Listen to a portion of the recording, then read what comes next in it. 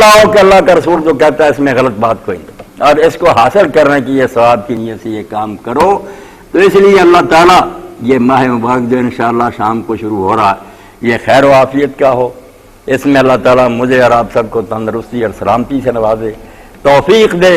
اللہم انا علی صیام و قیام و تلاوت القرآن فیہ، اے اللہ ہماری مدد فرمانا کہ ہم اس میں روزے رکھ سکیں، قرآن مجید پڑھ سکیں اور رات کو نفل پڑھ سکیں، اور پھر اس کو اپنی مہربانی سے قبول فرما کر اس پر اجر بھی دینا، اور عالم اسلام کے لیے اس ماہ کو مبارک کرنا۔ ہمارے حکمرانوں کو بھی اللہ تعالیٰ ہدایت فرما، رعیت کو بھی سیدھی راہ پر لا،